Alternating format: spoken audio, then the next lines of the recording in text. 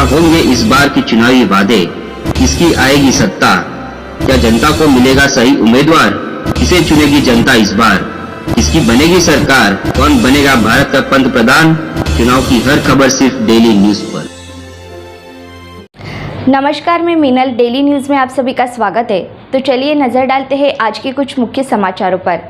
कल्याण लोकसभा मतदार संघ से महायुति के उम्मीदवार के तौर पर सांसद डॉक्टर श्रीकांत शिंदे इनकी उम्मीदवारी जाहिर होने के बाद उन्होंने कार्यकर्ता पदाधिकारी इनसे मुलाकात करने का सिलसिला शुरू किया है। शनिवार को अंबरनाथ शहर के हेरम मंदिर को भेंट दी। मंदिर अध्यक्ष अभय इन्होंने सांसद का स्वागत किया। कल्याण मतदार संघ में पिछले 10 वर्षों से हुए विकास कामों को देखते हुए चुनाव में खड़े रहने की किसी की भी हिम्मत नहीं है। मतदार संघ के नागरिक विकास कामों के महायुति के साथ खड़े हैं। प्रधानमंत्री नरेंद्र मोदी इन्हें फिर से प्रधानमंत्री बनाने के लिए सभी काम कर रहे हैं, ऐसा शिंदे इन्होंने कहा। साथ ही कल्याण मतदार संघ में महायुति का अच्छा माहौल है। माहौल बिगाड़ने का काम कोई नहीं कर रहा है और कर भी रहा होगा तो वरिष्ठ उन्हें समझ देंगे, ऐसा प्रतिपादन शिंदे इन्होंने किया। या कल्याण लोकसभेवरून, कारण की कल्याण लोकसभा जी आहे ही महायुतीची जागा गेल्या अनेक वर्ष जी आहे त्या या ठिकाणी लढते आणि जिंकते मोठ्या फरकाने।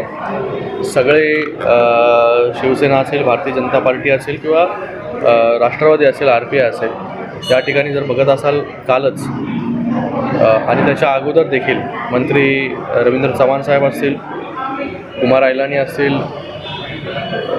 जमनू कुरस्वानी असतील, त्याचबरोबर उल्हासनगरचे सगळे पदाधिकारी असतील, प्रदीप रामचंदानी असतील, सगळ्या शहरांमध्ये जे आहे त्या ठिकाणी युतीच्या बैठका पार पडल्या आणि त्याचबरोबर काल देखील पूर्ण उल्हासनगरमध्ये जे आहे सगळे पदाधिकारी, भारतीय जनता पार्टीचे आमदार कुमार आयलानीजी, प्रदीप रामचंदानीजी, जमनूपूर, त्यांचे सगळे नगरसेवक वेगवेगळ्या भागांमध्ये जाऊन जे आहे ते गाठीभेटी त्या ठिकाणी आमच्या सकाळपासून जे आहे ते सुरू होत्या त्या ठिकाणी। तर त्याच्यावरून कधीच असा विषय नव्हता। सगळे लोक जे आहे ती कामाला जे आहे ती ऑलरेडी त्या ठिकाणी लागली होती। घोषणा फक्त व्हायची होती त्या ठिकाणी आणि मला वाटतं त्याही गोष्टी ज्या आहेत आता क्लिअर झालेल्या आहेत आणि सगळे जे आहे ते जोमाने कामाला लागलेले आहेत। येणाऱ्या काळामध्ये शिवसेना, भारतीय जनता पार्टी, RPI आणि जे काय घटक पक्ष आहेत, NCP वगैरे सगळ्यांच्या सहकार्याने या मतदारसंघामध्ये मोठं मताधिक्याने जे आहे ही महायुतीची जागा जी आहे ती निवडून येईल। सर, उद्या काल जो गोंधळ झाला, जो भाजपाचे काही कार्यकर्त्यांचं म्हणणं आहे की भाजपाचा उमेदवार असला पाहिजे, त्याबद्दल काय प्रतिक्रिया त्यांची सगळी कसं? मला वाटतं त्यामधलं कोणीच जे आहे ते भाजपचा कार्यकर्ता नसेल आणि ते जे गोंधळ करत होते ते जे आहे हे आमदार समर्थक जे आहेत ते त्या ठिकाणी जमा झाले होते। आणि गोंधळ कशासाठी? का डेव्हलपमेंट झाली नाही मतदारसंघामध्ये त्याच्यासाठी गोंधळ करताय? कशासाठी गोंधळ करताय?